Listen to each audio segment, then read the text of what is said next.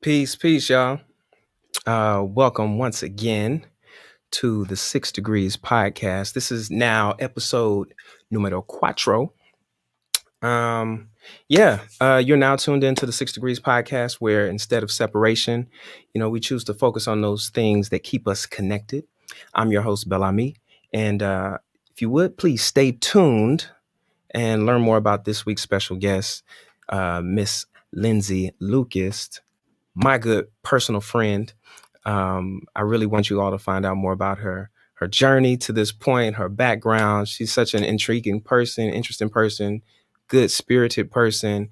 I want to share her with you all to find out how we and maybe even you are connected. Why am I doing this? Don't know.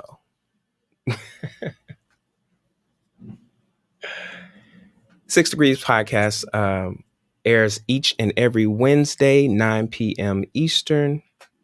And the first question I always ask every time is, what is your temperature? And today, I think my temperature is, I'm like, last week I was a 78. Like I was a good 78. It was one of those perfect weather days. Like it's not too hot, not too cool. But like there were moments today where I was like at 103, like straight up desert Arizona heat, like no water in sight. The only water is in the cactus, but you got to prick your hands to get to it.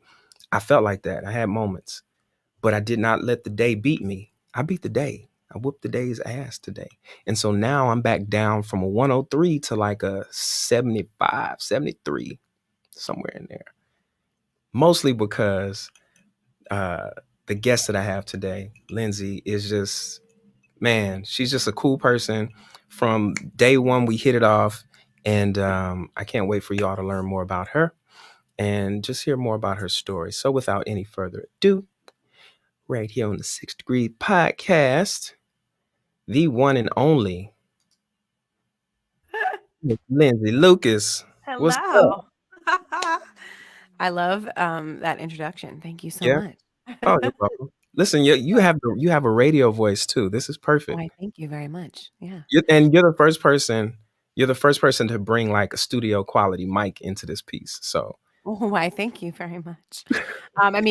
Yeah, I actually have been doing voiceovers since I was a very small child. mhm. So this is part of my job.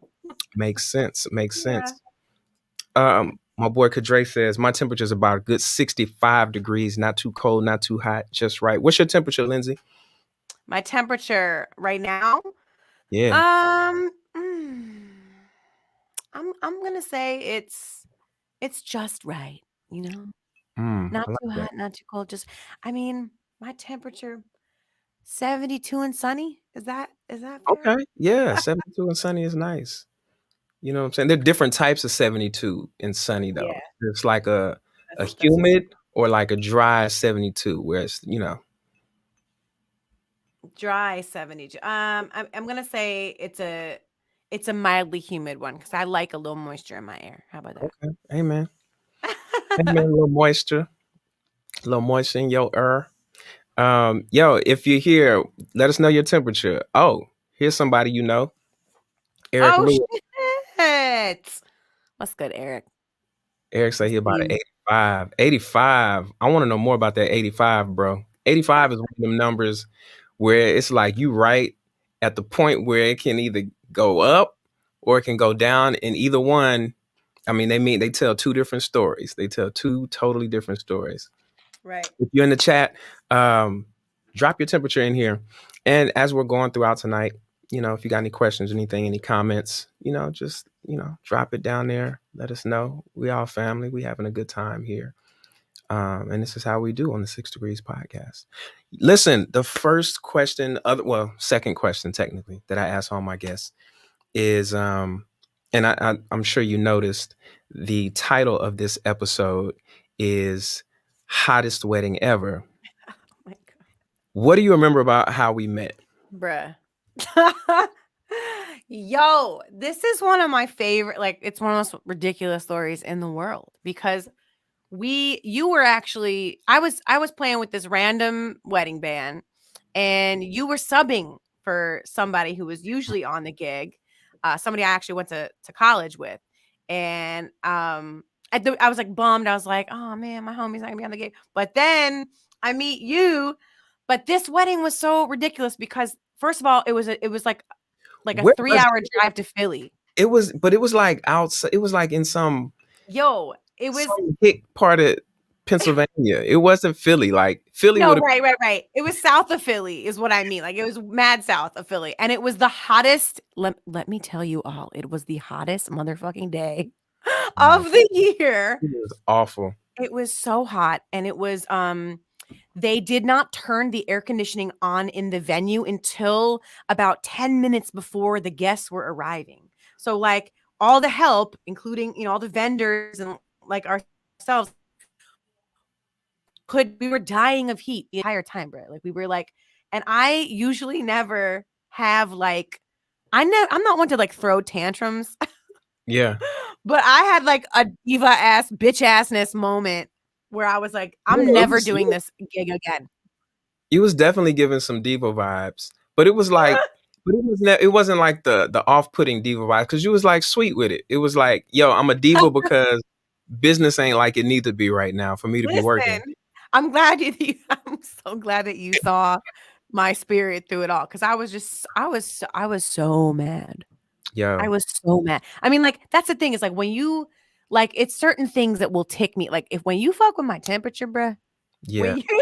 when Listen, you like listen, elevate or but it's not like we were comfortable. Like we're suited and booted. Like that's what I was just gonna say next was that they had this band specific comp agency required us to wear matching outfits that they bought.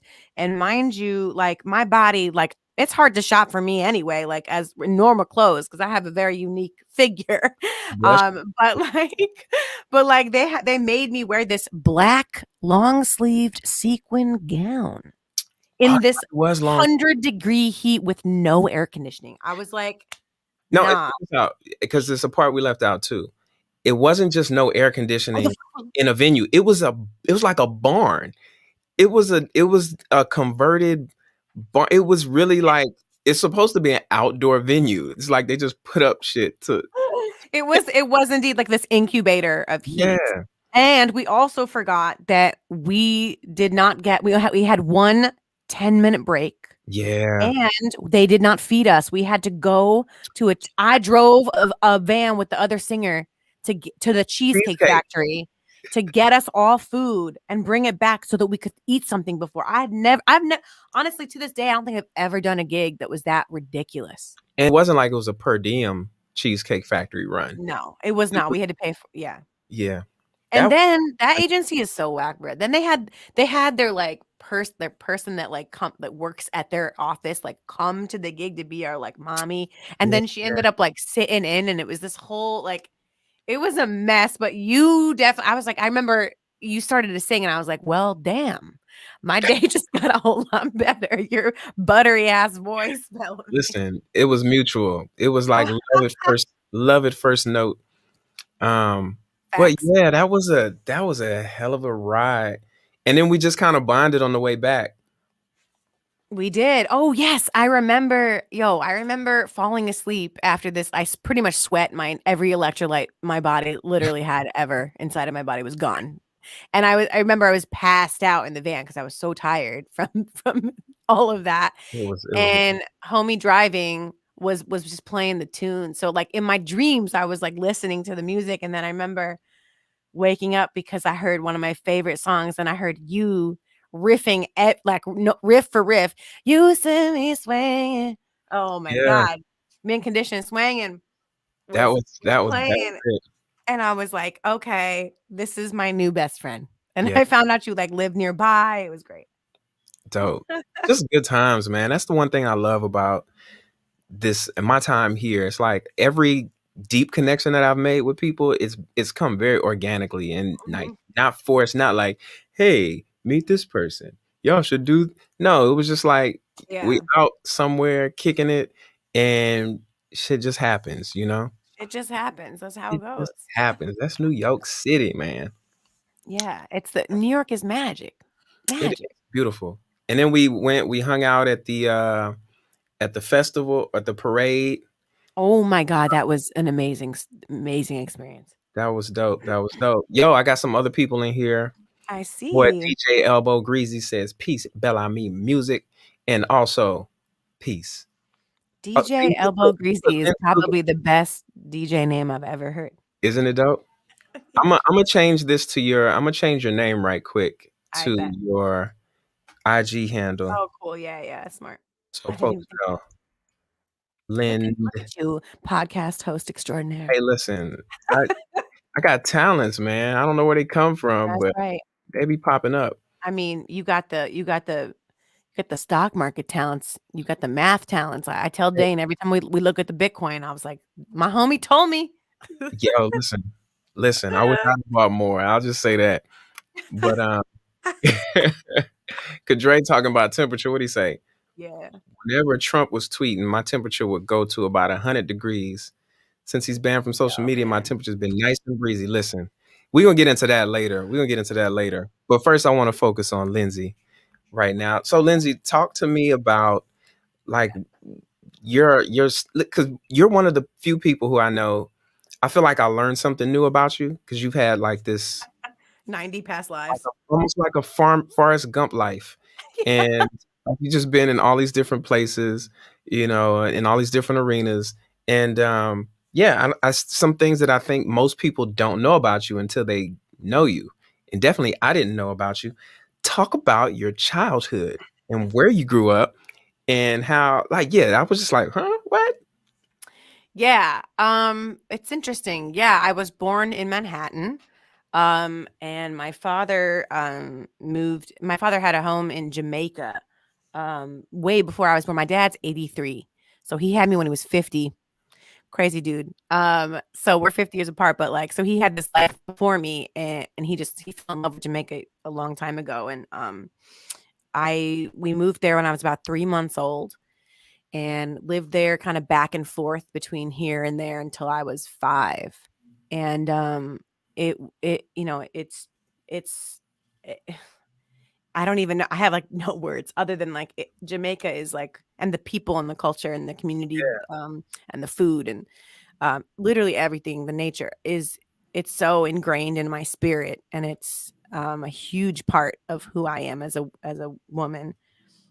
So Dope. yeah, in Jamaica. so many ways. So Yeah, Jamaica. how long were you in Jamaica, or how long About were you? 5 years Yeah. back and forth, like I eventually started school up here. I was gonna start school down there, but then we came back up here. So Um, is that where you got your first like introduction into music? my both of my parents were music professionals. So my father's a record producer, composer, and so was my mother. My mother went to Berkeley, which is where I eventually went to college as well. So I had that exposure early on. And music in Jamaica, I mean, like I heard reggae everywhere I went, and that was my first intro to reggae for sure, which is a huge part of my everything, my intent, my cadence as an artist. And Yeah. um I kind of touch back on that a lot whenever I It's perform. definitely in you. It's natural. Like you hear it when you do these mashups, it's crazy. Like it's Yeah, absolutely thank look at my boy said we're in Jamaica. Yeah, yeah. Every time I say this, every single time I have this conversation, like Jamaica Queens, I'm like, no, no, no, no, no. The island in the Caribbean. I'm from Portland, the parish Portland. I have a tattoo, Jamaica, but it's kind of in a place where I can't. It's racy. I mean, it's on my hip. It was my first one. But yeah, I'm from the island of Jamaica. And I use that term from. I mean, it's loosely because obviously I am a white woman, American, when I was born in America. But I often touch back on this a lot, because Jamaica was the village that raised me significantly, and even after I left Jamaica, we had a lot of Jamaican friends from Jamaica that moved here, and we're around a lot. So the community and the culture is a significant part of who I am as well. So Yeah. yeah. Oh, I know And some other you touched on something else that I think is really cool, and it's just kind of been um just like it's been following me forever since I started doing music. And that is, you mentioned Berkeley. Yeah. Man, I feel like everybody I meet either went to Berkeley or either graduated from Berkeley or went to Berkeley or just spent some time in Boston or Mhm. whatever. So, talk to me about Berkeley. Now, and I'll say this too, because, here on the 6 Degrees podcast, it's about connections. And so Right.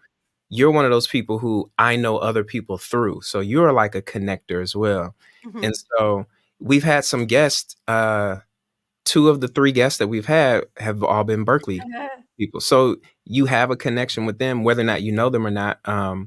My boy Ike Ikechi Ojire, he was on the first episode, and then last week our guest was Alex Williams, who plays guitar. I think probably Alex was. You were there at the same time as Yeah, both of them, I'm sure, at some point. probably. But yeah, talk to me about Berkeley and how that's kind of influenced you as a musician. Yeah. Well, my mom actually is one of the first women to ever go to Berkeley College of Music.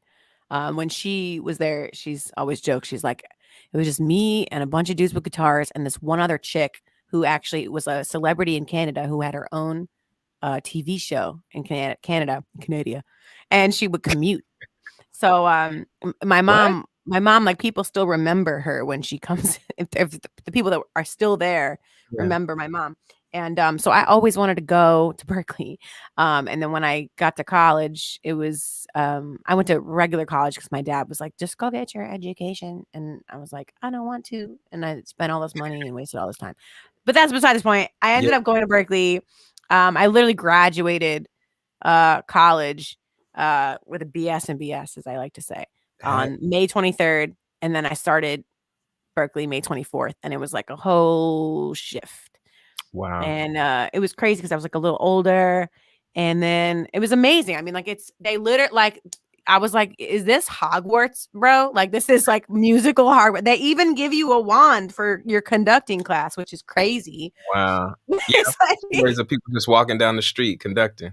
yo, and I actually had a professor that said that about me. He was like, if am crossing the street on campus and I see you and you're walking the other way and you're not practicing with your finger, I'm gonna deduct some points from your quiz. But Wow. like, it was really like it was a balls to the wall. I mean, like, oh yeah, just on my way to my lyric writing class and then going to ear training and then going to my R&B vocal lab and then going to my ensemble. It was like crazy. And everybody is talented. That's the craziest part, is that like every single person is, I mean, like the audition process to get into this school. I mean, it's like the Juilliard of jazz, essentially.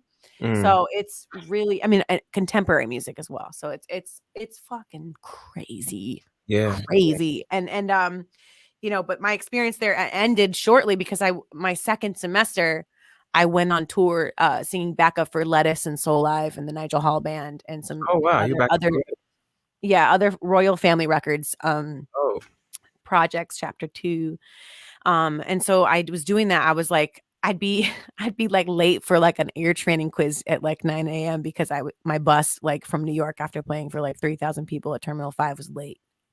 And wow. like they take academia, there's a lot of integrity when it comes to like academia. So like even though you're doing the shit that's your goal going to Berkeley, they don't condone it because you still have to do your job as a Also, student.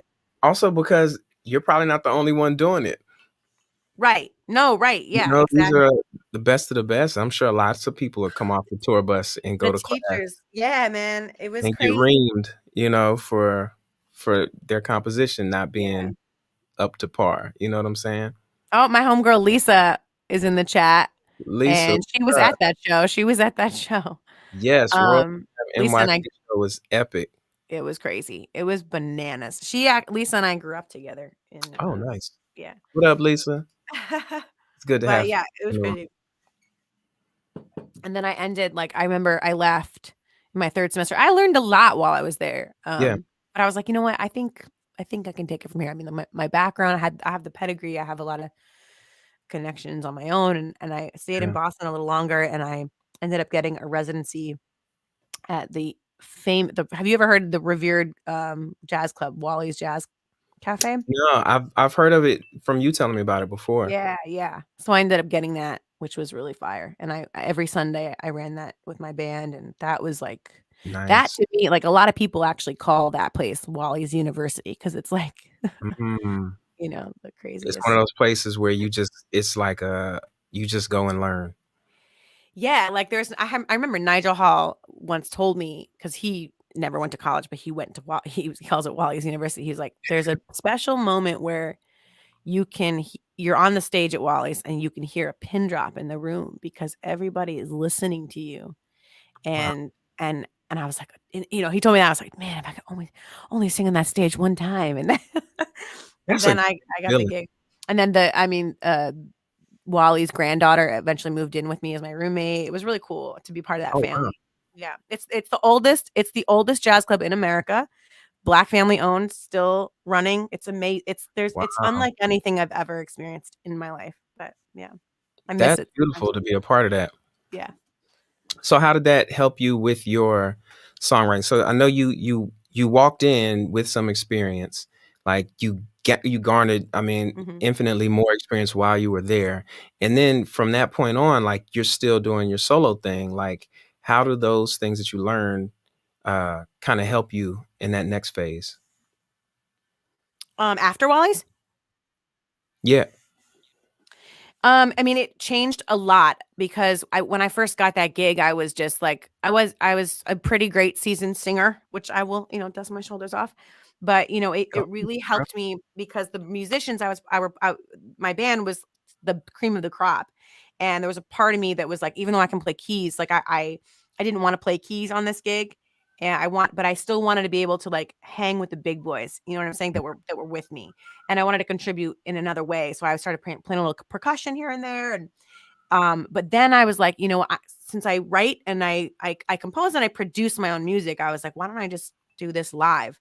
And so that's when I started to build my vocal effects board, which was primary. I only used one vocal pedal and I used a bunch of other guitar pedals, Hmm. one bass pedal, and then I started integrating live vocal production into it, which was fucking awesome. Like that That that sounds like a lot that of pre-work. it was well, no, pre-work? Like, Like you have to set this stuff up.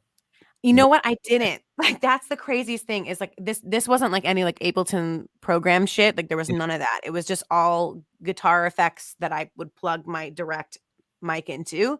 And I literally knew nothing. Like I maybe messed around a couple times on my own, but once you're in the room, that it's kind of like throw the kid in the water to learn how to swim type shit. So it Mm, was just kind of like, let's go. And like I remember in the beginning, I my echo chamber used to freak me out a little bit, but then I figured it out. And it's really crazy to, obviously you got a drummer behind you. There's no click to lock with, but right. like I kind of mastered it in these 3 years, and I was like, this is amazing. And it was like, I mean, there's like nothing. I have like one live recording on my SoundCloud actually from that night, and that Mm. is so dear to my heart.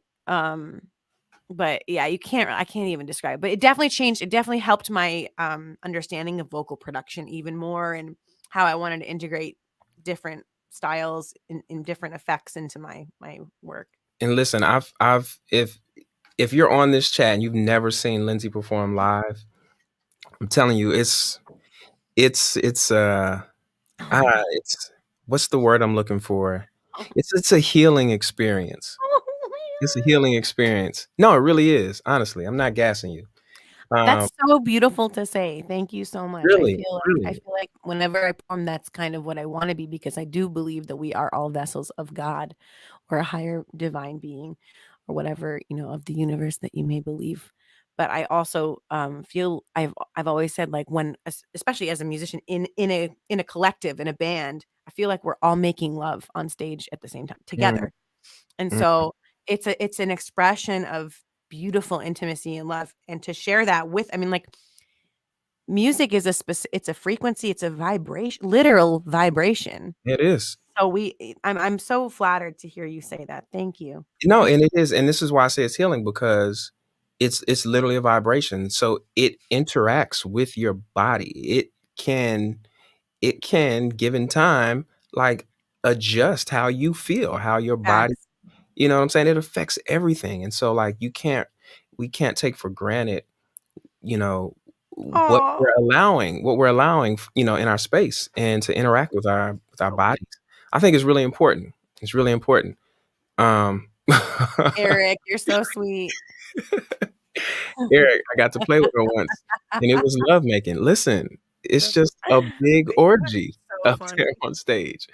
Listen, I mean, I'm serious. It really be feeling like that. Really, no. But and I think it's important too because with that there's a rhythm to it. You know what I mean? And there's like Yes.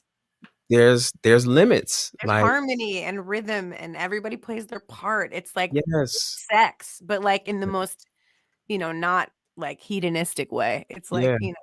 maybe sometimes, I don't know. Listen, just take a quick pause for the cause. If you're still on here, thank you so much for tuning in to the 6 Degrees podcast. Today's guest is Miss Lindsay Lucas. Episode is called The Hottest Wedding Ever because that's where we met.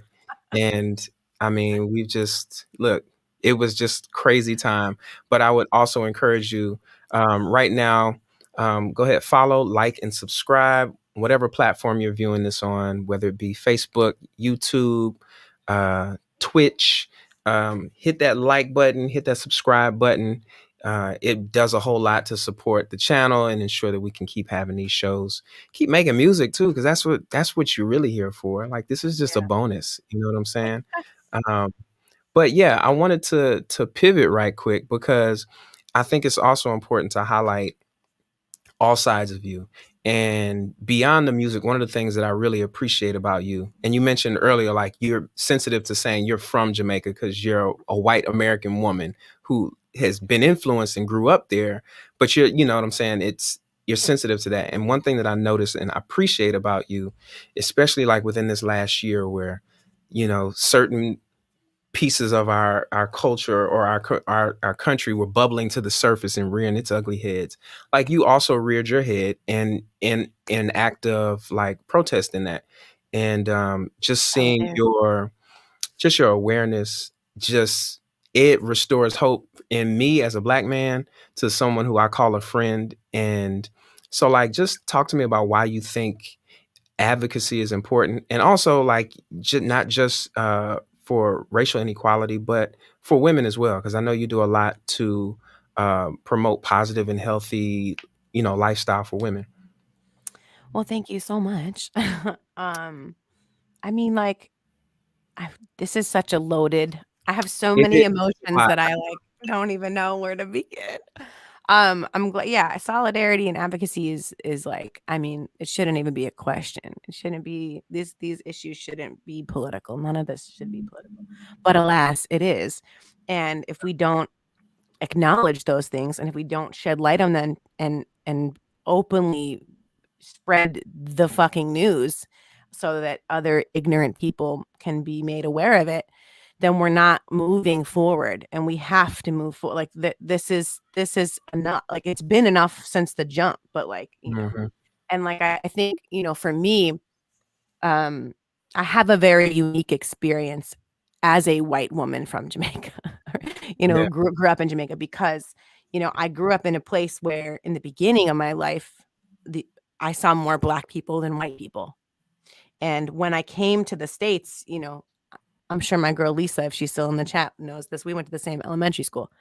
I remember being in school and learning about all of this shit and learning about American history, right? This Mhm. edited version of history, which we definitely need education reform. That's a whole other Definitely thing that I'm a part of. edited and abridged.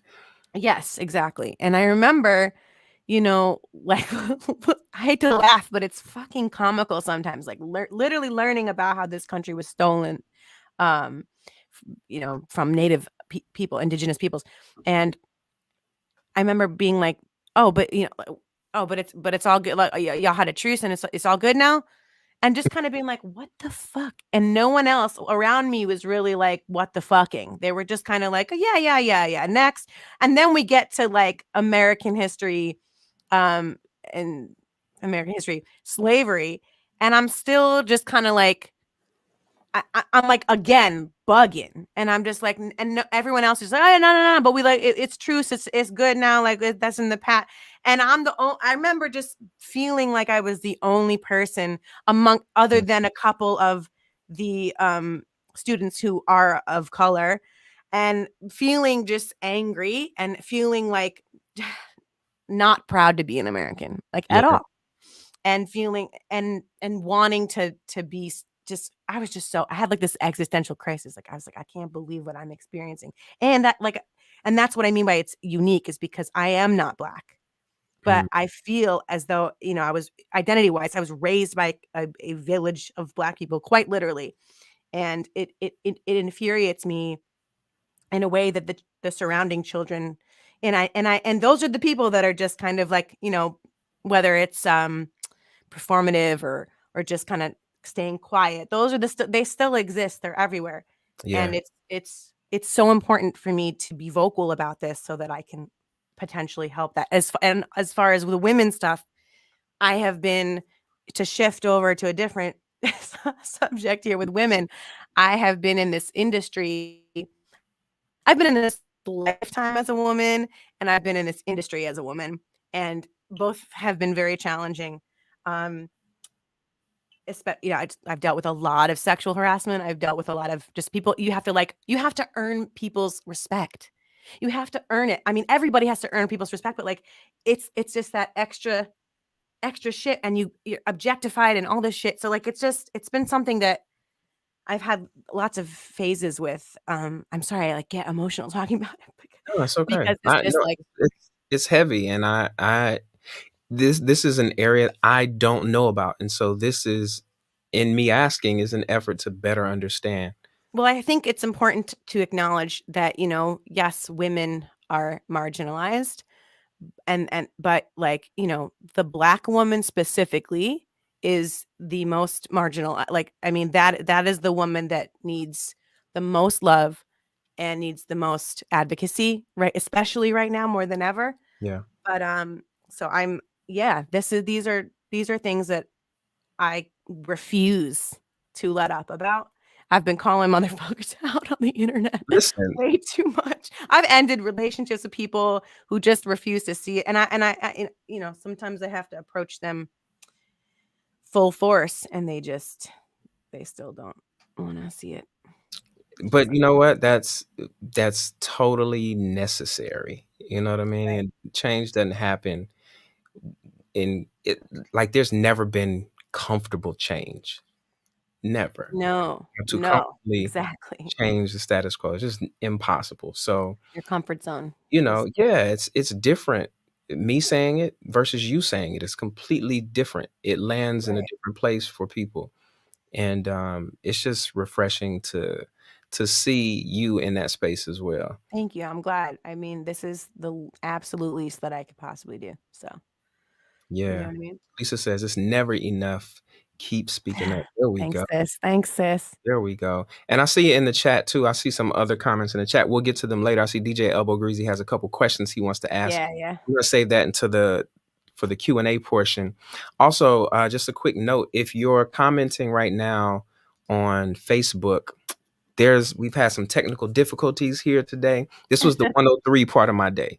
And Oh, so because of that, I don't know if I definitely can't see your comments. So if you could just slide over to the YouTube, you know what I'm saying? Slide on over there. Um, if you go to my IG page, you can find the link on there. Lindsay also has it on hers. So yeah, just click that link and it'll punch you right into the YouTube so we can hear your voice and hear what you need to say or hear what you want to say and want to add. Also, and stick around if you really would like to ask a question, face to face with Lindsay. Just pop in this chat just like we are now. I'm going to post the link in here in a little bit, and you can jump in the chat that way. We do face to face here. Listen, everybody's invited. It's a family show. It's a family show right here. Um, so yeah, so I'm gonna put the link in there in a few moments. But right now, we have a special part of the 6 Degrees podcast. This is the first time ever. First woman. She's breaking the female barrier on the 6 Degrees podcast, and she's breaking the performance barrier on the 6 Degrees. The first person oh my God. to offer a live performance on Six Thank Degrees you. podcast. Now, listen, when I got married, people were asking me, "Oh, who you gonna get to sing at your wedding?" I'm like, nobody. Nobody's singing at my wedding. I'm singing at my wedding, and I'm not gonna let anybody be better than me. But I got a show now, and I'm not singing. And if there was somebody who I would want to sing, because I just want to hear them, it would be you. And so I'm super excited for this part. Um, I'm so nervous right now. please, please. Uh, Mm, how we feeling on technicals right quick? I'm gonna let add me this to the see. stream. You got it. All right. Yeah, yeah, yeah. I think we good. Boom. How about that? You see everything? Is everything good? Yeah, you just went really dark. Oh shit. Oh, it's because of the tab. Hold up, hold up, hold up. Stand by. Is that better? Nope, nope. Don't know what's going on right now. We're gonna pause for the cause really quickly. I'm gonna let you get your stuff together. And yeah, just want to remind you, if you're still on the chat right now, listen, there's a couple ways that you can support. First of all, thank you. Um, Make sure you go follow at Linstagram on social media. You can follow me at BelAmiMusic. Make sure you follow the podcast at 6D Podcast. And we're live here each and every Wednesday, 9 p.m. Eastern. And we just go until we don't feel like going anymore. And then the podcast itself, the audio is available every Friday at midnight. If you stay up really late tomorrow night, you can catch it right at midnight on all your platforms, Spotify's, Apple, or podcasts. I don't know, all the podcast services. I don't listen to a whole bunch of them because when I'm not doing this, I'm making music. But follow at 6 Degrees Pod or 60 Podcast. Then there's a couple other ways you can contribute as well. There's this little thing they got called CashApp. And I got a little thing right there. It's going across the bottom. You can see that. It's like a little ticker sign. It's going this way. There we go. And if you don't like Cash App for some reason, there's Venmo as well. We accept them all. Or you can head over to BelAmiMusic.com and copy one of these hoodies. You know what I'm saying? Get you some merch. The merch really helps us. You get the music for free. You might as well pay for the merch. You know what I'm saying? So anyway, with that, boom, that's where we need to be. Listen, that was dope. Thank you I love so you. much. This is what I love. I love that. I love the part of your voice where it's like, man, there's just this controlled space that you just have, and I think you use it. You use it a lot on your verses, and it's just like this space. It just kind of does this thing right here, and then every now and then you'll hit us something like this, and then it comes back right here. It's just really cool, You're man. talking about the vibrato switch, right? Yeah, yeah. Yeah. I I love have it. tried, like, I mean, tried. I've worked really hard. I have a certain tone, but certain multi-dimensional sounds. But as far as like creating, you know, more of that, I'm so glad you picked up on that as a fellow vocalist because I respect you as a singer so much. But yeah, that like I got that little R&B sheep thing going on, then I can Yeah, bring it back to Erica Badu, what like that's kind of exactly those it. characters and shit. So it's fun. And I try to make it cohesive because it's still me. I'm not like whatever. For me, it's like it's I love it much more. I enjoy the music much more when there's uh intention beyond like flair. Like, you know what I'm saying? Like there's you can add some, some inflections here and there. You can add a nice run, but I the whole world is just Yeah, oversaturated with running, and it just gets old. And it's like it's nice to yeah, hear people like communicating what needs to be communicated right. and less showing off. You know what I'm saying? I think a lot gets lost in that. It's like, oh, listen to this because the rest of this was not substantive. I couldn't agree anymore. A lot of things that I learned from instrumentalists while I was at Berkeley, just gigging, is how important space is. Yeah. And my father, I think I turned on one performance once for him. Some homie of mine covered that song, a song for you. And Mm. some homie, I played it for my dad, and my homie was running like crazy. And like, that's dope that y'all can do that. but like he's What like, for? he was like, my father, he's a producer, and he just was like, no, no, no, no, no, no. Because he knew, was it Leon Russell, the composer of that song? He knew him, and he Oh knew wow. this song very well when it was first written. And he was like, you have to let your velocities flow. And that has never left me. Dynamics These are flow. a very important part of music. So Yeah, thanks. velocities flow. Where do you write from? Like, what do you draw on when you're creating? You know, this question is crazy because my writing process is different all the time. Um where I write from is Mhm. from every fiber of my being, but sometimes it's straight up divine intervention. Like sometimes it's like a muse has been summoned into my home, and like I'm just a vessel channeling some shit. Um but yeah, I mean, I hear some of the best ideas when I'm doing mindless shit, like washing the dishes or walking home from the bus or taking a shower. Um, and yeah, but sometimes it's just there it is, and I can't, Mm, you know, say no to it. It's that's gotta be commanding. so.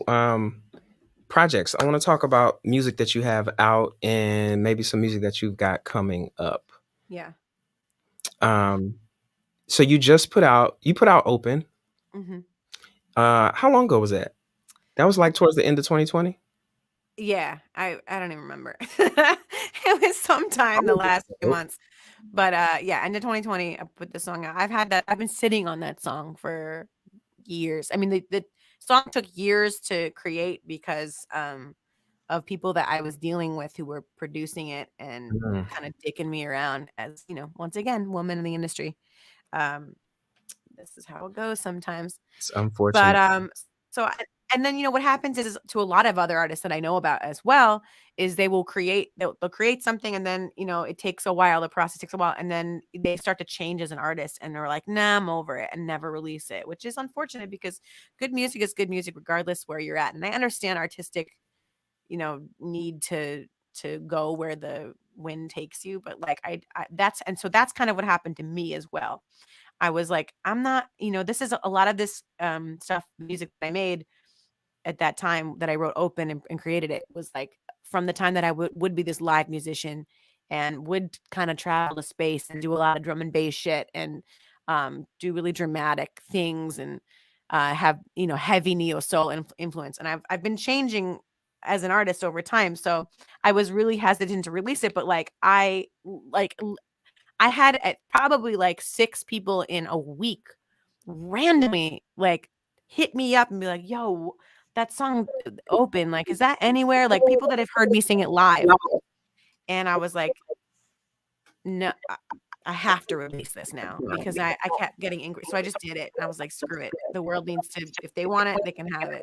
Listen, I totally feel you because my project was done. All the songs, for the most part, with the exception of two, were done in 2018. So yeah, I totally understand. But sometimes it just takes time, It takes Yeah, time. it does. And last year, you know, for whatever reasons, we had the time, and you had the Yeah, time we to did. put it out. I'm so glad that you released your stuff because I used to play your like demos in my whip, like just on the way to the grocery store. I was like, and I because you'd send it to me because I was singing backup, and like I, I've literally every single person I tell that I meet. Every single person that I meet, I tell them about you, like in the music industry, and like Oh, I'm like, this is this guy right here. Sorry, wait, I'm hearing like a crazy delay all of a sudden. really? Oh, Yeah. my bad. Is there something I did on my end? Should I stop sharing my my screen? No, I think no, I took that off. No, you shouldn't be hearing a Check. delay. Oh, yeah, I hear a little bit. It's all right. But Make yeah, sure make sure you have echo cancellation off on your off. setting. Sorry, folks. I'm still a grandma. Echo cancellation should be off or on. It should be on. Check. Oh, y'all are hearing an echo too. Hmm. Yeah, click echo cancellation, and also that I think it's a noise suppression button. Click that one too. Noise suppression. Oh no, that's on another thing. Never mind. Don't worry about that. Just click the echo cancellation. Make sure it's selected. It's on. Oh no. Hopefully that'll help. I hope it was no echoes throughout the whole performance. If so, y'all should have said something. Open your mouth. Speak up. Um, did you have another one you wanted to do? Yeah, I have it's not gonna be a live performance, it's just gonna be the recording of open, excuse me. Um so like a little versus style, like I'll So just we'll get to hear open a little bit, just a little bit of it, and tell them where they can get it. Where's it? Open is on all platforms. It's available streaming Spotify, iTunes, Okay. what's it called? Bandcamp maybe? I mean like Just Tidal. everywhere. Yeah. Just get it. Just go get it. Okay, hold up. Open by now on there you're Lindsay Lucas on all the Yes, platforms. I am Lindsay Lucas. A lot of people call me Lilu, but I'm not really going by that. My name is Lindsay Good. Lucas. It is Listen, what it we're is. artists. You can change it up whenever you want. Yeah, that's the thing. Right now, I'm Lindsay. So, all right, let me share this screen with y'all right quick. All right. Chrome tab, share. While you get that ready, I'm just going to say this one more time. Listen, um, if you're enjoying the show so far, make sure you tune in next week. My guest is my brother Robbie Tolan, incredible DJ, former baseball player. That's a whole nother story we're going to get into much later in the podcast. We're not going to touch it too heavy, but that is what shapes most of his story. But I've known this brother we were in since he was like 10 years old. I was in middle school. He was in elementary. We went to the same school. It was a K through 8. And anyway, my brother Robbie Tolan is going to be the guest on episode number 5 of the 6 Degrees podcast, airing right here next Wednesday at 9 p.m.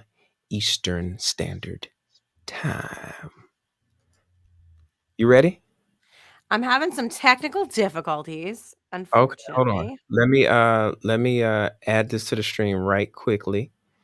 And hold on, no, I don't want to do that. Let me not do that. I don't know. I don't know what you got in your in Oh your no, coop. nothing bad. This is some audition from years ago. Some people, you never know. You never know. You got to be careful. Okay, let's see if it loads. All right, here we go. I got it.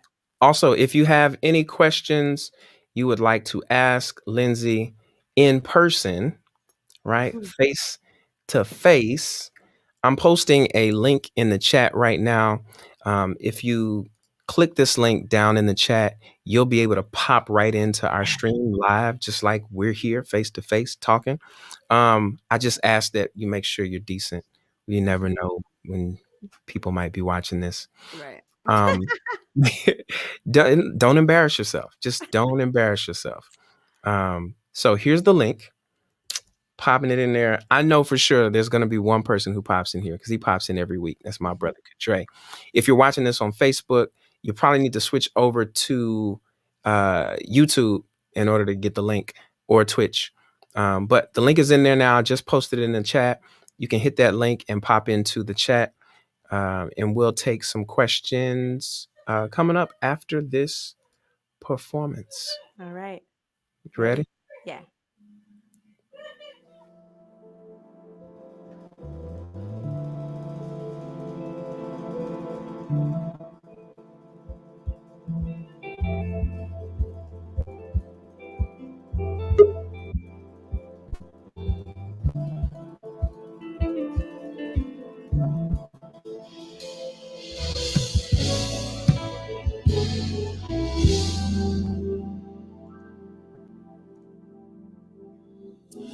Stop. Let me take a minute just to catch my breath. Shot through the heart, seeing stars. Now I can't forget you, you, you.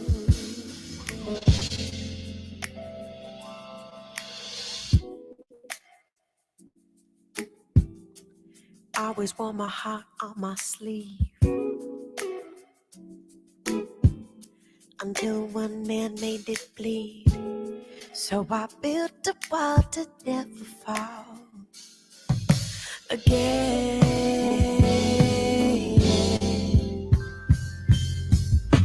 But now you're here. I don't know how you crushed the fear.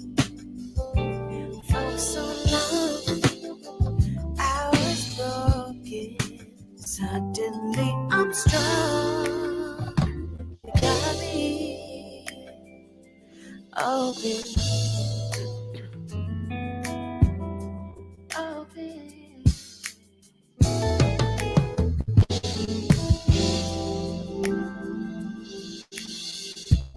Ooh, it's all the little things you do for me. You open my door, you're giving me more than he. Dear, dear, dear.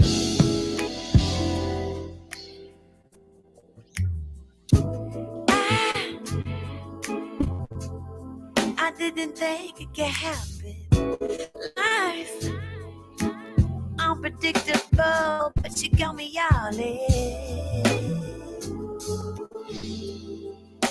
My feelings,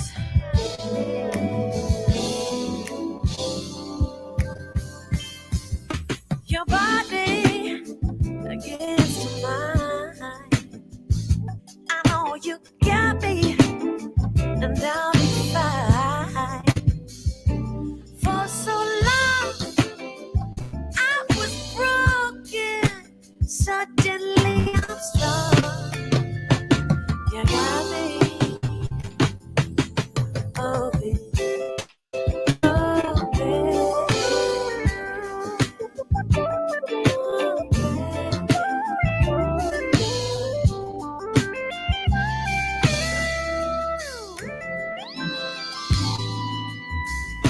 suddenly I'm strong.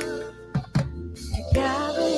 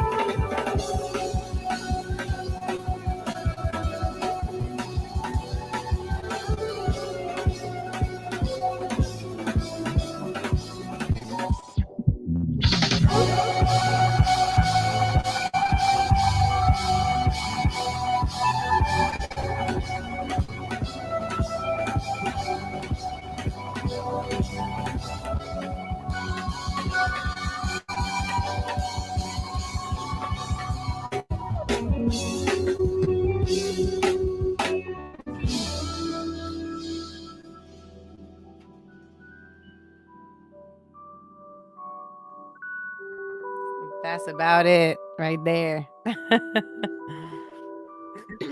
Listen, that's that song.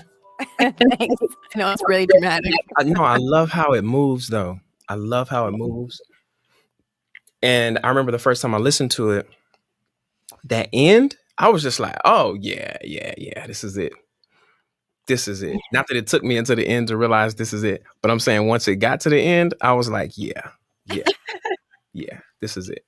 And once again, it's that like, that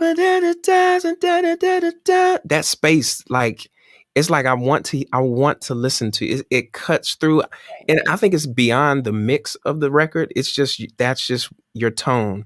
it's just like boom. It's just straight. It's straight. Anyway, I don't know what to say. Very I'm flattered. fumbling over my words. Fumbling over my words. Thank you so much. I'm really flattered. Yeah, that's from a different chapter, but it's still a beautiful piece, and I'm really grateful that. I mean, the musicianship on that record is crazy. Like the most stellar musicianship in the world. People playing. Oh yeah, definitely. They did it, man. They did. Who was playing on that record? Vancel Cooper is the drummer, and he produced it. He's the drummer for Jadena. He did a lot of work with John Bellion. He was the drummer for Hamilton on tour, the musical. Corey Sanchez on guitar, one of the best guitarists in the universe. Mitch Henry on keys, who if you don't know who he is, I mean he's named in the Berkeley world. And then we had Eli Maboho on bass, who is just an anointed being. Am I forgetting anybody? I think that's everybody. Yeah, no, that was it. Was that your original composition? I did. I wrote that song. It's a great story. I think you may have met Jeff Vandy. Yeah, I know Jeff Vandy. Yeah. So Jeff Vandy was my guitar player for years, and he's just my little brother. And one day, like, he was at my crib playing with my Wurlitzer, and hold on. We need to fix something. Is your echo thing selected still? Yeah, it is. It is? Oh, yeah. What's going on? What did I do? We're getting in the chat. They're saying it's all echoes, just all echoes. So this is what we're gonna do. I'm going to. You'll probably hear more echoes. Check. No more echo. No more echo. Do y'all hear an echo?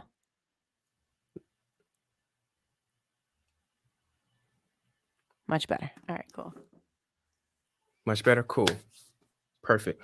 Yo, well, listen. Yeah. Oh, tell us a story about that. I'm going to get this next portion set up. I want you to tell us a story about this song while I get set up for There's a Song for That. Okay, cool. The story about Open? Yeah.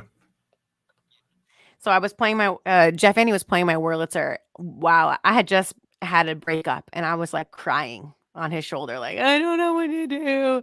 And he was just like playing my Wurlitzer, listening to me talk. And he came up with this cool little and I like took my phone and I gotta record that shit. And so I recorded him. And then this is a crazy story because like a couple months later, I did nothing with it, but a couple months later, my homie who was a music production major at Berkeley was like, yo, the brand new studio that Berkeley just built that Celine Dion just recorded her whole album in, he's like, I got that studio for 4 hours and I have to bring in an artist. Do you have any songs that you want to do? Because I thought of you. I was like, yo. So I had to like call up mad homies, like just to see who could do it. And I called up this random squad of people.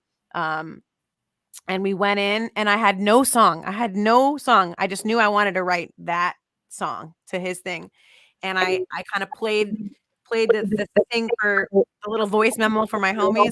Yeah. And my keys player, Lauren Fuller. Oh, the echo's back. Shit. Oh, no. Echo's a hater, man. That Echo is hating. Don't let me be great. Look at Echo, shout it. But yeah, Lauren came up with the B section, and I wrote the lyrics while sitting in the vocal booth. Really? Yeah.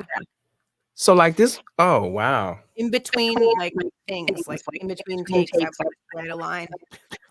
That's incredible. And all of this recorded it. They did all the music in 4 hours. Yeah, but that session was just like rough. We eventually went and retracked it. But that's how the song was written. Wow. That's incredible. Thanks. That's incredible. Yo, so this is my favorite part of the show.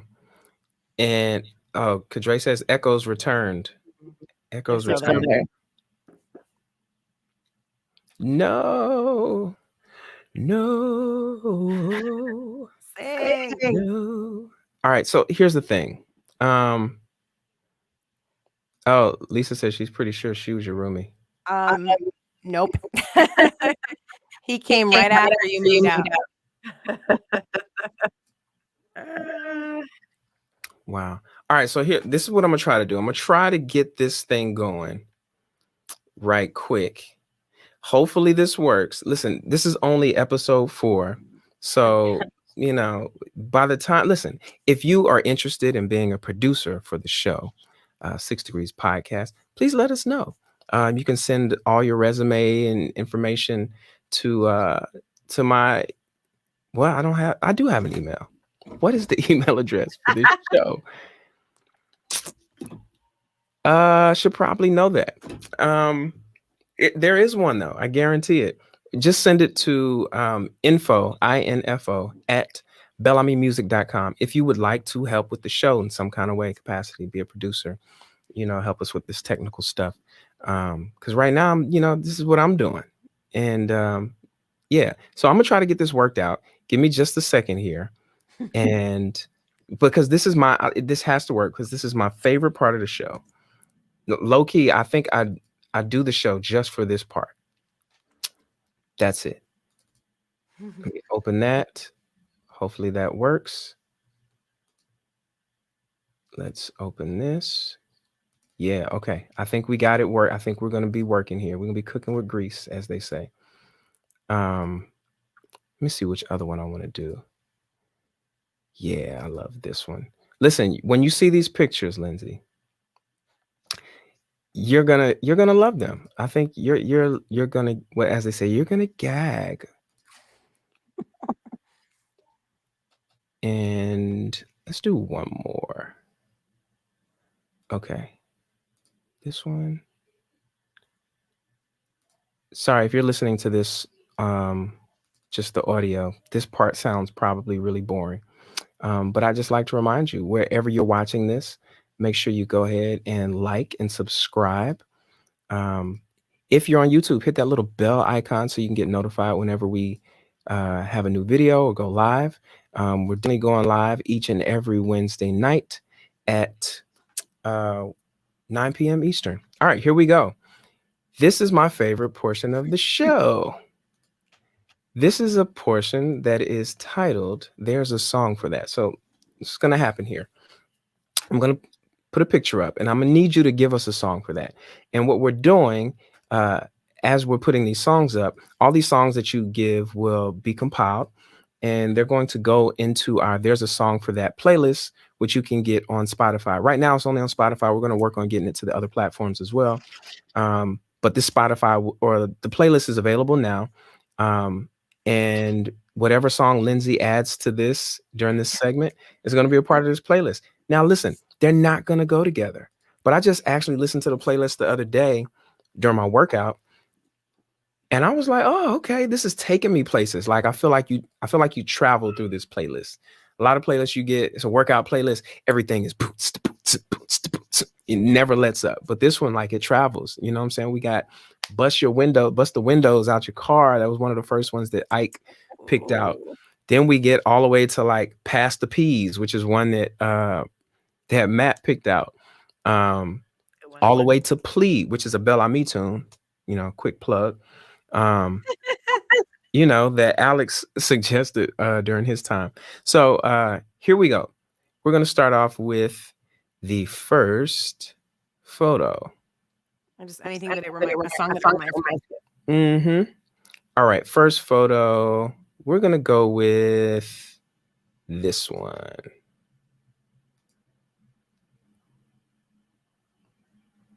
Oh, you can't see that. There you go. Oh, my goodness. Tell me what's going on in this picture. This man, his name is Bentley. He's like you could call him an uncle, but he was like another dad when I lived in Jamaica. Wow, like just looking at his photo, I feel like the purest love ever. Like, my parents would go out and do stuff, and this man would walk me around as an infant and show me like the Johnny jump ups and flowers, and teach me about. I mean, I remember this shit very vividly. beautiful soul. He's no longer with us, but this is him picking us up from the airport when I was older and no longer living in Jamaica. This was a moment. So this was taken in Jamaica. He was picking you up from the airport in Jamaica? Yes. Oh, that's awesome. What's the song for this one? This, he's not a romantic figure in my life, but the thing that's popping in my head is "Ain't nothing like the real thing, baby." Because this is like one of the purest forms of love I've ever known. And listen, feel free to sing all the songs that you choose.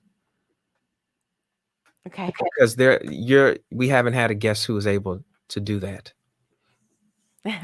Treat. I will do that. Dance with my father. Yeah, that's another one that I actually thought of. Look into my father's eyes. Like, that was the first one I thought of, but then real thing. Ain't nothing like the real thing. Ain't nothing like the real That's thing. the real. That's a real. That man. I'm not his biological child, and still gave you that feeling though. Yeah. Thank you for reminding me of that. Absolutely. Here's the next one. Next photo. And this one I love. This one just says so much to me. Oh my God.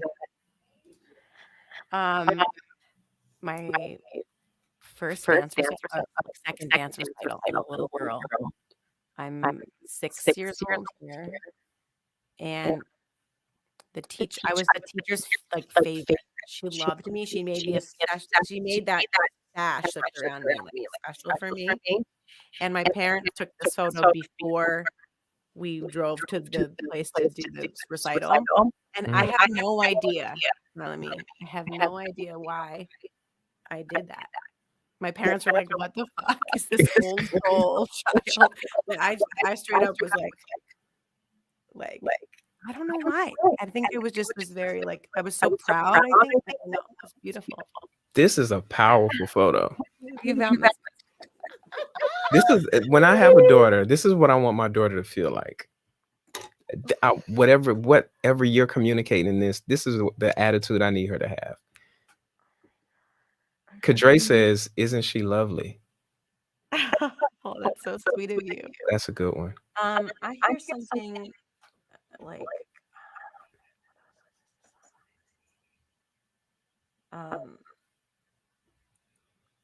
wow, something about strength. I don't know why I'm hearing. What is that song called? How does it go? I'm like stumped right now. I'm like. We can come back to it. Yeah, we might have to come back to this one. Yeah, we can come back to it. That's the beautiful. But this right here, this is like, you know how they have the picture of the woman like with the hat. What's the name of that picture? It's a really famous, popular picture. I can't think of it either. In every prominent, powerful woman figure they put in that picture. I just saw a recent one with Kamala. The work. We can do it. We can do it. This is that. This is that for kids. Dude, thank you. I'm so flattered that you saw this. I don't know how you found it, but it makes me. I have my ways. Listen, we're gonna get emotion out of this portion. All right, here's another that I like a lot. Yeah. Share.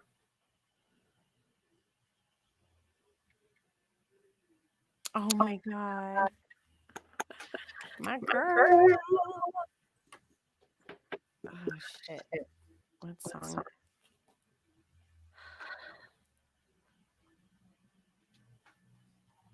I'm the worst at escaping. No, you're not the worst.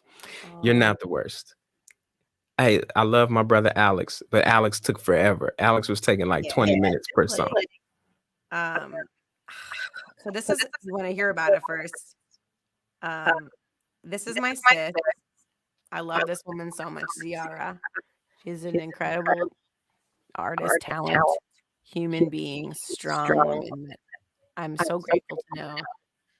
And this was right after we had just sang a showcase And we just went to pianos, just the two of us, to like dance.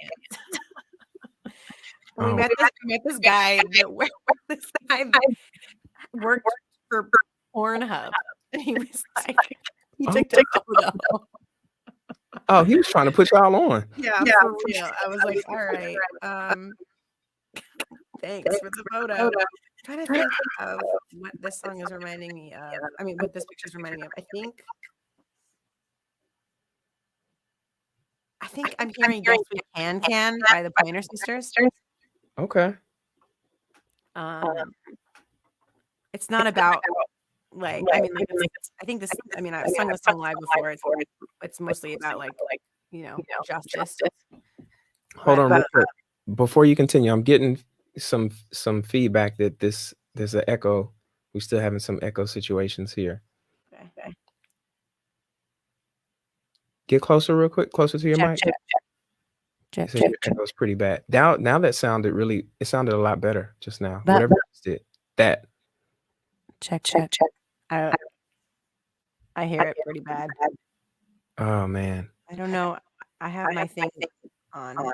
I can read. Check. Is that better? Let us know. Is that better? Oh my God. It's still there. You said it's still there? Listen, y'all, we're going to get it together. This sucks, though. But, hey, listen, we having good moments here, good conversation.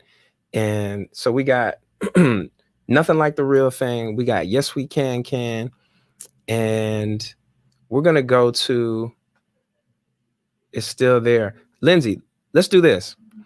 We're going to pop you out of the chat. Okay. And then you use the same link, pop back in the chat. Okay. And then we'll go from there. All right. Cool. All right. I'm gonna pull up the next picture after you go. All right. So she's out. Listen, boom. While we wait for Lindsay to come back, listen, I just want to thank you all for hanging in there with us so far. Been like a little bit over an hour. It's a good show. I hope y'all are learning a lot about Lindsay. She's really one of my best friends up here in New York.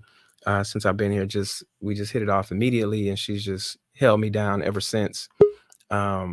Performed together. We've done weddings together before, and then we've done Apollo together. We've done, what's the place in Brooklyn that we did a bunch of times? 333 Lounge. Those were some good times. All right, here we go. Lindsay's back. Let's see if we can get some solid audio. Check. Is that better, folks? Is it better, y'all? It's better for me. I don't hear any delay anymore. Yeah, it doesn't sound like that from the good old American way. Just restart. So much better. I love it. Absolutely. So yeah, Yes We Can. With that one photo, because that's my sister, like a Pointer sister. And we've all, like, she loves old school music, and the two of us have also marched together. So I think that song is something that I feel. Nice. Mm-hmm. Nice. All right, here we go. Here's the next photo. Next photo. Coming right up. Coming right up. Get your photo right. What am I doing? All right, this is one that I love.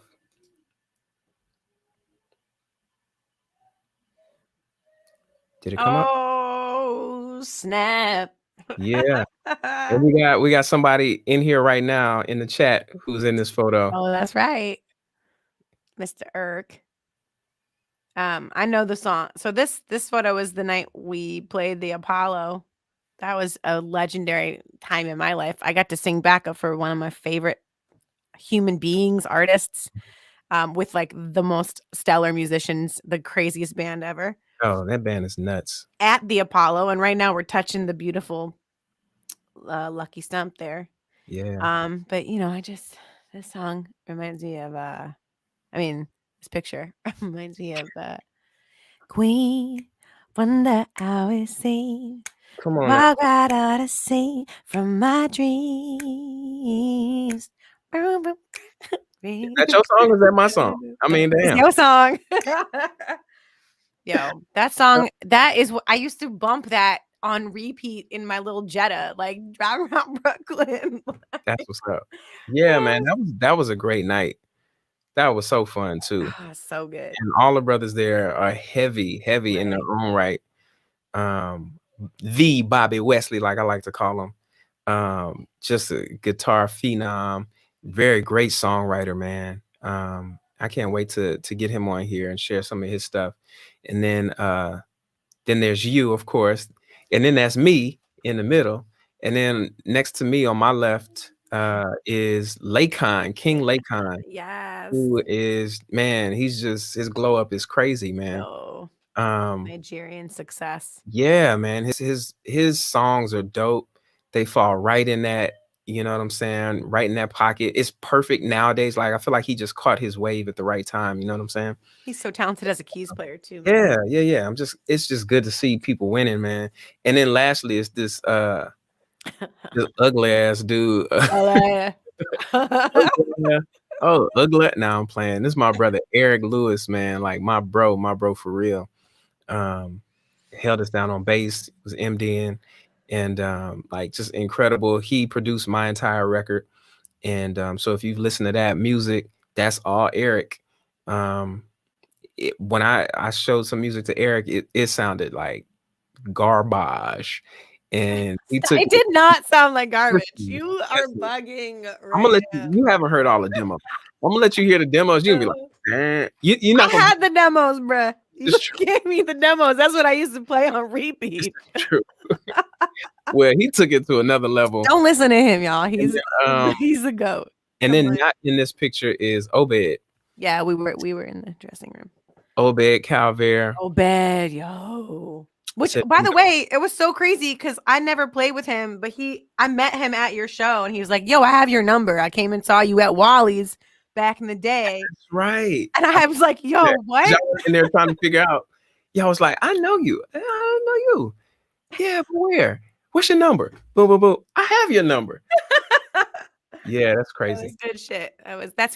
That's part of your podcast. See, the 6 degrees, man, the network that you talk about. That's exactly what we're talking about. Absolutely. Feel me? Like that's what's so beautiful about music, man. It is, man. And I mean, it's one of those things that you can't script it. It's just like, oh. Right. And and when I met Obed, the way I met him was Eric had just moved to town and we were trying to work on this music. And so I went to his house and Bobby met us there. And we were supposed to. Oh, yeah. You told me the story. We were waiting on a dude, Kenny, to play drums. Mm-hmm. Kenny Lewis, dope drummer. But Kenny didn't show on us that day. And so we was like, man, who we gonna get to play drums? And Eric was like, this is dude who comes by here. His name is Obed. We were at Igmar's house. That's where he stayed. Mm-hmm. And he was like, yeah, this dude comes and he practices all the time downstairs in the basement. Like, what? He just come over to the house to practice? Yeah, his kid is down there. So he called him and Obed came through just on some like, see what's up type shit. And he heard us playing and he was like, all right, I can get with this. He sat down and the first thing we played, no lie, like maybe he came in, I played the record and then he sat down, was doing a little bit. The first thing we pushed record on was Raindrops. As is. We never did another take of Raindrops. It's perfect. That's the record version. Because it's perfect. It's perfect. Yeah, that your music, that whole project is unprecedented. Like it's incredible. Thank you. Well, it was dope. This night was incredible, and I want to just thank you again for having me on your squad because it's the biggest compliment ever, and also like, you know, to be able to share that moment with you as a musician is not just a compliment. It's like incredibly beautiful because our voices together do sound beautiful together. I agree. I agree. We be making some songs, girl. We making good music, girl. Yes, we do. There's one more photo that I want to find, and my computer is not cooperating with me right now. I thought I don't know if the other one. You did. What's the song? What's the song? It doesn't have anything to do with the photo, but it's of that time in my life.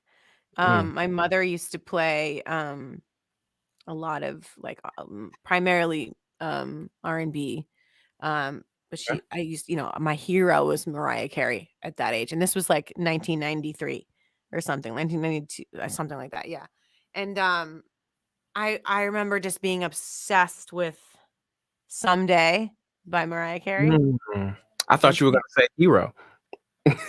Yeah, right. No. Hero was fire, but Someday was my shit. And like the live version of that is crazy. I don't know if you've ever heard that, but it's crazy. But she has this run right at the end of Someday that like this is a huge thing in the 90s specifically, or even 80s, but like a lot of the producers would put the best run, the craziest run on the fade out. You know what I'm saying? He already knows. Yeah. And she had this one run that was Someday, but in her whistle register, y'all, all the way like 3 octaves up, right? And I remember leaving kindergarten when we would have recess at kindergarten, they let the doors out and we'd run to the playground and everyone would scream. And I was like, this is prime opportunity to practice that run. No one will hear me. Look It'll at be you. drowned out by the screams. And my like 5-year-old brain didn't realize that like fucking the running was gonna inhibit my breathing, my breath control. Yo, long story short, that song is fire. That's what's up. All right, here's the last picture that I wanted to add, because this was fun and it was recent. Oh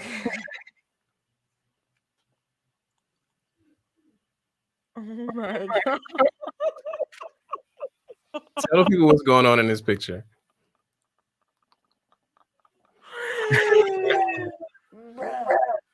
This is my birthday. This is a pandemonium that it's finest. This is my 20 birthday. Like none of us had seen. Put this in perspective. None of us had like seen anybody in like months, and it's like June 29th. It's hot as balls, and we went to the park, and we were having the blast. I was overjoyed this day, and that's a good one, Kedre. That's a good one. But I'm surrounded by the most incredibly talented, intelligent, beautiful spirits in this photograph. That I feel like looking at this photo, I feel gratitude to be in that circle. Yeah. Song. This was fun. I remember this day distinctly because we were all this was when we thought we were exhausted with the pandemic. Right. This was in June. So we thought we were done with it. And little did we know we had, I don't know how much longer we have even now. But it was just one of those moments, it was a big exhale. It was like a release. We needed that time to just be in each other's space and see and hug each other, even though we probably shouldn't have been hugging each other. Just hug each other real quick and put our masks back on and then eat some pizza and some beer. And it was just a good time. And then we all sing together, like see each other once a week. Right. And then you're right. Look at the sky too. It rained like 2 seconds after. It did. And that rain came hard too. It came hard. But that was a great day. Came very hard. What's the song for this one? I got 2 for this. Okay. I cannot. It's like the party vibe. I get like got to give it up. Is one, but then this is a throwback. Beyonce, check on it. Check on it. Which one is that? Oh boy, check. Yeah. I'm gonna bring it back to the H now for you. There you go. Listen, I don't want to keep the people waiting too much longer. And my brother's been back here waiting for ages, just to get a moment to share with you. Like I said before, and if I haven't in a while, thank you all for being a part of this. Listen, all those songs that Lindsay just picked are going on the playlist. There's a song for that. You can follow that playlist on Spotify. Head over there, follow it, download all the songs, give it a listen. It'll take you places. And with these editions, nothing like the real thing. Yes, we can.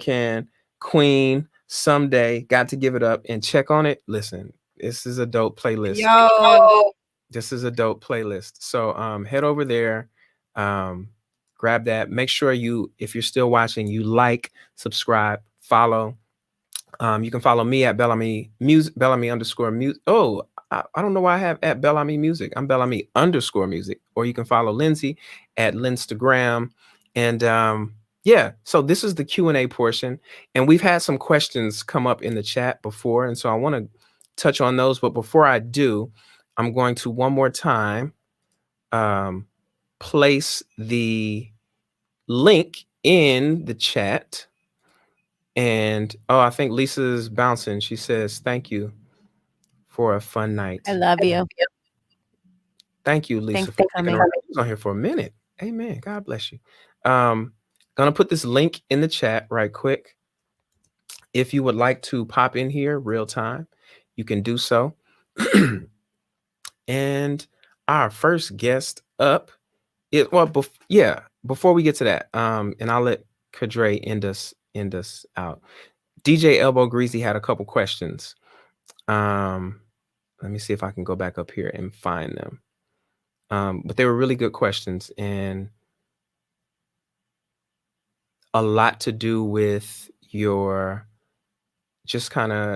upbringing as well. He had specific questions about Jamaica. Still trying to find it. Give me a second, y'all. Yo, I can't even find it because there's so much going on in the chat. Found it. Shouts out to y'all. You found it? Yeah. Wait, I gotta get it there so I can put it on the screen. Oh, here we go. Boom. All right. Dying to know the challenges she's faced when she embraces Jamaica, if any. Interesting question. Yeah, many. We heard a little feedback. So hold on. I've faced a lot of different challenges, but specifically from people who, are sensitive to the fact that I am a white person, and they have all the they are entitled to that, absolutely. And it's difficult. Obviously, there's a part of my identity that I can't really wave that flag, so to speak, because of that. I've had one troll come on my IG, some girl I didn't know, and she saw I was on my roof, and it was a photo of me on my roof, and my caption was Ponderoof. I speak patois pretty fucking fluently because of my upbringing, and this bitch was she wasn't even Jamaican, but she was just I think she was Puerto Rican, and she was just I know everything black and brown, everything comes from black and brown hands is the best, but who are you? You're a colonizer and blah blah blah. Wow. And that's she can say that. She's allowed to say that, and she's allowed to have those feelings, and it's but everybody, I look at it from a perspective where it's that is my experience. I spent the earliest moments of my life there, so these fundamental moments in my formative years there. Yeah. So it is what it is, and I'm not waving that flag. I'm not claiming to be a Jamaican person of Jamaican descent, but I respect that culture more than anything in the world. I love it dearly, and that everybody processes things differently. As far as my inability to wave that flag is hard for me, but it is nothing compared to the problematic hardships that Jamaican Black people in America and all over the world experience. So that's how I have to just swallow that. Yeah. Yeah. Just a fraction of that. So that's heavy though, Yes. It's heavy to have to feel like you have to do that. You know what I'm saying? Yeah, it's unfortunate. No one else is asked no one else is asked to omit their story, whatever it is that's part of their story. You embrace your story, that we're all encouraged to do that. And so, yeah, that's unfortunate. Yeah, it's really interesting because specifically culture, when you're raised by a certain culture and you speak their language, it feels like it's a part of you. And there's a place in Harlem that I sing at, Jamaican spot. I used to sing at, and owned by a white passing Jamaican woman, like a Rashida Jones. Like she's very, very light skin, blue eyes, and it's kind of like one of those things where it's like, well, she gets to wave that flag, and Yeah. that's okay. I have to be okay with that. So that's kind of how it goes. But it's unfortunate because it's like this weird cultural, transcultural thing. But yeah, it's part of my. Yeah. DJ Elbow Greasy says he loves how you traverse that reality. Thank you for saying that. Incredible balance.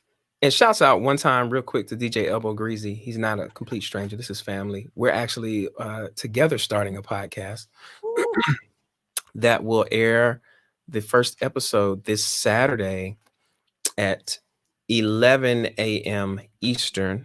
We're going to be doing same format, similar format to what we're doing right now, where we do the live stream, and then the audio will be available later. And I'll talk about that a little bit later. But I want to get to my brother here, Kadre. You ready? Give me a thumbs up if you're ready. I see him back there. Kadre, stay ready. Listen, if I know Kadre right, you just have earned your next biggest fan.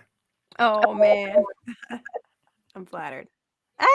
Hey, I just followed you on Instagram. Thank you. It's nice to see your face.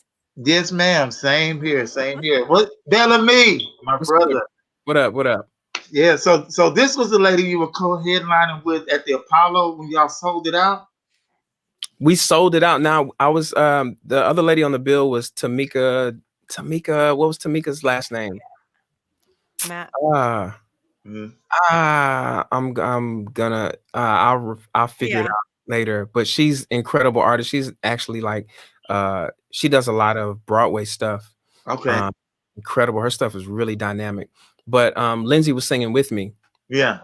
Lindsay was singing with me that night. So man, just to know that I know people who sold the Apollo out.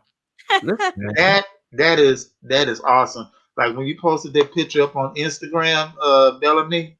Yeah. I was that was when I was still working for the pharmaceutical company.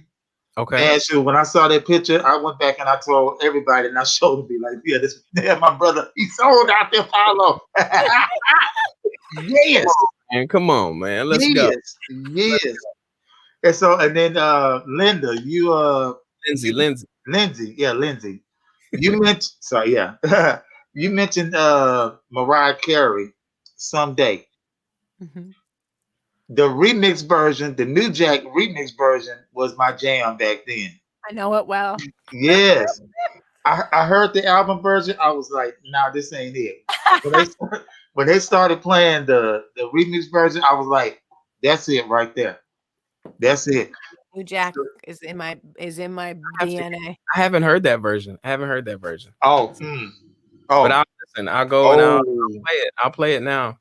Yeah, I think Teddy Riley did the remix for that. But I'll also, I don't know if you know about this, but like one of the last gems that Rick James gave us was that song All My Life that he wrote for Mariah from the Glitter soundtrack.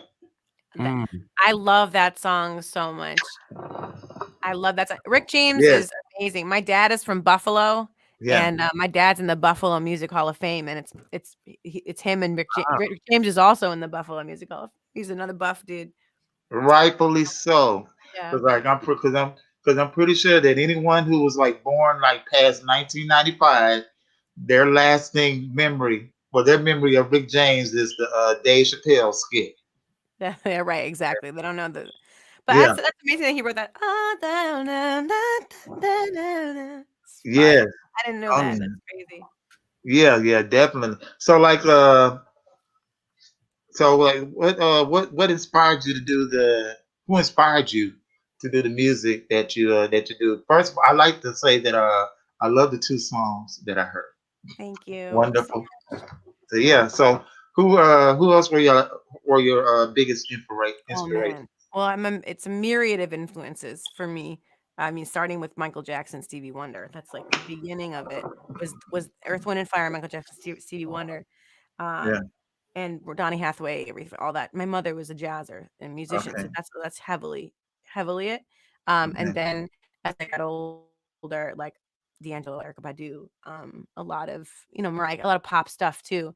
But Yeah. now it's shifted into, I mean, like for me, long Yeah. live R&B. Nothing Yes. in this entire world will ever move me, Mm-hmm. hand to God, like R&B. Yeah. So, but now, I'm also a rapper. So Okay. I Drake is a huge influence. Drake, Party Next Door, Yes. his artist, Summer Walker, Yeah.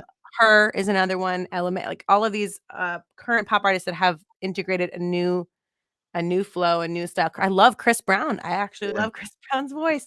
Yeah. So that kind of helped me vocally, Yeah. and rap wise, like just kind of because what Drake does is a lot of sing rapping. And so Yeah. I've kind of done that. So Yeah. it's just a hodgepodge of all of, I mean, SWV is Yeah. probably where I learned how to sing. I mean, Yeah. like my mother was a voice teacher, but like Coco's voice is the reason, Coco's She's- voice Yeah. and Tony Braxton's voice, Anita Baker. My Yeah. mother used to dance around the house to me as an infant to Anita Yeah. Baker. And when I was little, I actually used to say, before I could speak, I could say Nini, Yeah. asking her to put on Anita Baker. So those are, Yeah. I mean, everyone in that list is a African American. So Hey, too. There's I owe it nothing to all. wrong. Nothing wrong with that. Yeah, So yeah. So man. black music. Yeah. Drake has a special place in my heart too. Like when he first came out, there was this program where I had sent one of my songs to, and so they were comparing my song to Drake's song, best I ever had, Oh shit! and yeah. They were some teenage critics, and they said that they liked my song better. So I was like, I was just That happy. I felt just blessed to be able to be in the same sentence hell yeah! with Drake, Well, if you like get the approval of the youth, I mean, that's something. I mean, that's you're in there. yeah. Oh yeah, definitely. So yeah, but Yeah. you're in right. I mean, in my opinion, you have the right influence. Like when you mention people like Drake, because he's about the lyrics and the melody and all of that. And what he says makes sense. It's Yes. easy to comprehend and everything. So yeah, so like all those influence, right on. Yeah. Thanks. I would love to hear your music sometime. It sounds like you got some good stuff. Listen, y'all follow each other. That's what I do. I'll pass you some of Kadre stuff. I got some Kadre stuff too. Yeah. Kadre does what most people don't. He buys records. He buys Yes. records, and I say this all the time. Kadre will buy a record and then text message you the purchase, like the receipt of purchase, essentially. Yep. Just album. So, Kadre, man, thank you, bro, for joining in. Me Yeah. too. Back with Thank you. a couple more I'm gonna questions, follow back. and thank you, Kadre. DJ Elbow Greasy also asked, or he says, first he said, you remind him of Tina Marie's struggle.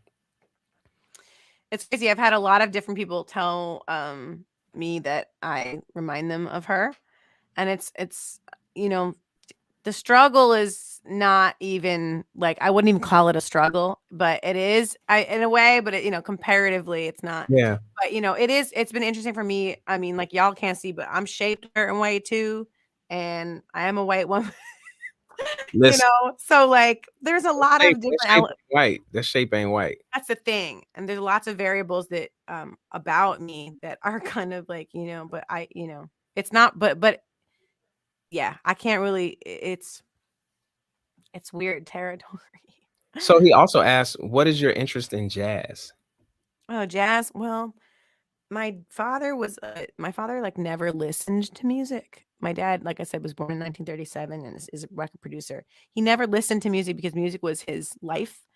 He'd drive from like New York to Florida without listening to an ounce of music. Like, just didn't want to hear it. Like, it was meditation for him. He didn't want to be away from music. He loved music, but he pretty much he loves jazz the most. So when he would play music, it was a lot of jazz. Chet Baker, is a big one. He loved, but so many. But my dad was a jazz singer. He was in one of the earliest scatting groups formed by David Lambert. Just look up Dave Lambert. He was like the father of scatting. And my He was dad in was Lambert, Hendricks, and yes, Behind, or that which one? Lambert, Hendricks and Ross. And Correct. Ross? You are Come you on. always never cease to amaze me. So my father was in a band created. There's a documentary called The Audition on the internet. You can YouTube it. And my father is one of the fellas in the group. It's Time black out. and Time out, because my mom is gonna listen to this, white. and she is gonna Send you the link. totally flip out when she hears this. I'll And send you so the I link. said earlier, I was like, I learned something new about you all the time. See? One of the records she would always play Yeah. was Lambert Hendricks. I don't know if it was Lambert Hendricks and Ross or Lambert Hendricks and Bavine. I don't remember what era it was, but a song "Doodling." Are you familiar with that song? Yeah. Yo, that's crazy. That's so Doodling weird, man. Little and blueprints from Doodling God. and the Diss Here. That's my favorite. Wow. Dabba-dabba-dabba Diss Here. Oh my God. Listen, Yes. Yes. So I'll send you the link. It's a Pennebaker documentary. It's 15 minutes long. Pennebaker is one of like the founders of documentary film. And it was one of his please send first. me that.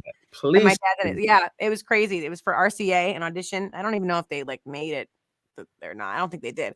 But basically my relationship with jazz is like I would hear it and I was like, oh, this is cool. But like R&B is my first love, which essentially is, rooted in jazz, blues, rock and roll. Yeah. But I love jazz. I sang at the oldest jazz club and I do a lot of wedding gigs where I sing jazz. So I can do it. I can, weave in and out of personalities and I appreciate it. I love jazz. He says yes. He also, and I just watched this. This was early. Was that earlier today? What? Bro. Last night. You did the mix with send me Anita that. Baker. That was today or last? I don't remember. My days get confused. I think that was last night. I gotta see that. That's like next level. Listen, that was last night. He said that was last night. He did a Anita Baker mix. It's dope. He included Chet Baker in there. Well, yeah, because it was her birthday. I posted on my story a video of me playing Rapture. Yo, I'm so mad I never got a ticket to go see her final tour. I saw her that tour at Radio City on Valentine's Day, bro. It was crazy. It was I cried multiple times. Wow. Because what she did was when she I mean everyone's singing along, but when she did what song was it? Rapture. It was Rapture. that song. When she sang Rapture, you can't hear her. She basically just like did this and the whole crowd was singing the song. And so at the end of it, it was like, oh my God. And then she just goes, all right, now it's my turn. And she sang the fucking John again. Like she sang the joint all over again, just so that we could have that moment to like cathartic, visceral.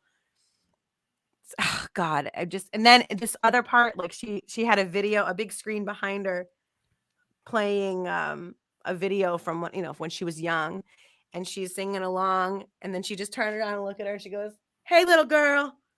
Wow. Talking to her young son. Elbow Greasy was there at the show. Oh shit, 6 degrees. Come on now. Look, we making these connections. Y'all in the same room. That fascinates me too. And this is totally a tangent, but I'm so interested to see 30, 40 years from now, when studies are done about, because by that point there will have been generations upon generations of people with smartphones with GPS, and just to find out how many times people cross paths. I want to see like a map. Google's tracking everything everywhere you go. I want to see like a map when you meet somebody to be like, oh, you can put your phones together and see how many times you guys have been in the same space. Like a 23andMe of locations. Yeah, that would be crazy. That's gonna be so dope. I can't wait for that. That's nuts. I love it though. Listen, this brings us to the end. Lindsay, where can they find you? How should they find you? Where can they reach you? You can find me. I'm always on Instagram, like all day long. I never close out of that damn thing. So Instagram at Linstagram. Scroll on the bottom right there. Right there. And then yeah, I don't really use Facebook. I don't really use Twitter that much. I'm not that good. Like I said, I'm like kind of a grandma, but Instagram has been my homie for a while. So at Linstagram is where I live, and you can check me out on iTunes and Spotify at Lindsay Lucas, and you can type Lindsay Lucas open And I'm featured. You'll see like I'm featured on a bunch of other people's records, and like one of the songs that I did, quick plug, with Tane and Bel-Ami, thinking about you. So that's on Oh, there. we didn't even talk about that. That's Yeah, not we even forgot. talking We about it. forgot. We totally forgot. That was so much fun, man. That was so much fun. So listen, I was writing that song. I wrote the song, and I've only written duets twice, 2 times. That's it. And one was for my really, really good friend Michelle Tebow, and we did a song called "Let Go." This was back in 2016. Shot a video for that, and it's on YouTube and wherever you find it. And then the song that I had you come do, thinking about you, because I was like, yo, I'm sitting there, I'm like, yo, I can do this part. It would be cool. But Lindsay would murder this. And you came through, and it was simple. I don't even remember if I just told you, just do you, just put you on it. And it was just like, boom, you just went. And oh man, it turned out like you made the song. You made it what it was. Thank you. You made it what it was. Thank you. I'm so flattered that you had me be a part of your project, because like, anything that you touch is like gold. So I'm like via osmosis, like just shining. So thank you so much. It's I such shine, an honor. you shine. We shine Yes, we together. shine together. I shine, you shine, we shine together. Ja Rule. Come on, right? Speaking of Ashanti Yeah. one. No, I think that was Lil Mo. I cry, you cry. Did you Oh say no. Ashanti? When you said Ja Rule, I just immediately thought of Ashanti. Oh, God. And so the verses came to my mind. I'll be thinking in all these other ways. Yo, Lindsay, thank you so much Thank for you. joining us tonight. And this was just so dope, man. Thank you for having me. I love this. I love you. Elbow Greasy says, Oh shit. Really? Uh-oh. Come on. That's high praise right there. Flattered. I'm so flattered. Thank you so much. That's high praise. Elbow Greasy. Listen, once again, I want to thank you, Lindsay, for joining us. Love you. Stick around. We'll chat some more in a second. Don't go nowhere. But we're going to wrap this up. Now, at this point, we have come to the conclusion. You want to say bye to the people? Anything Bye. else? Thank you so much for sticking around and for learning about my story, and being inquiring and listening to me sing. And I really appreciate it. Thanks so much. Dope. Listen, like I said before, here at the 6 Degrees Podcast. Oh, there we go. Cool. Yeah, I'm working. Is that leak? That is. Look at it. We love you, Lynn. You missed. I don't know if she saw it earlier, but you were in the picture. Yeah, you were. There's a song for that. You have to go back and listen, just like everybody else, to find where you were. All right, Lindsay. Thank you so much.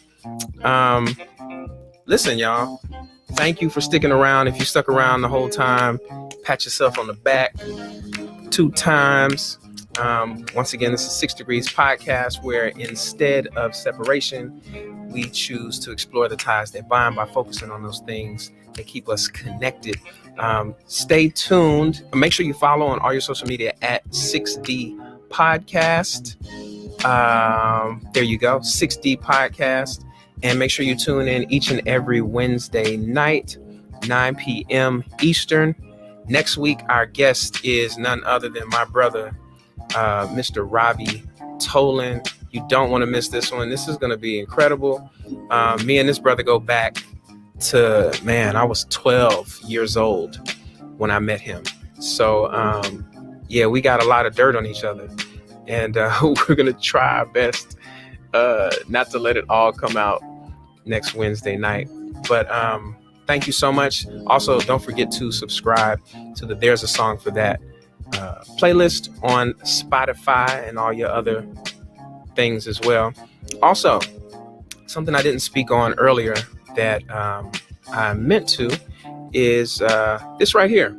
Free Agents Podcast is a new podcast that I'm starting with some good brothers of mine. One of them was in here tonight, DJ Elbow Greasy. My other brother, Derek Smith, or DJ Star 22 on all your socials. Other brother, Ricky Getwood Jr., dope drummer, health and fitness expert and coach based out of Houston. And myself, we're all getting together and we're doing a podcast about freedom, finding freedom in everything that you do. These brothers are all in their own ways connected via less than 6 degrees in many ways. But I would really appreciate you all to join us for that. Free Agents Podcast is airing live just like this Saturday at 11 a.m. Eastern. Podcast will be available the following Friday. Thank you all for sticking around once again. This podcast will go live in about 25 hours. So thank you all for sticking around, listening. Stay connected, y'all. Peace. I hate when I do two. Why do I do two? It's like more peace fingers, the better.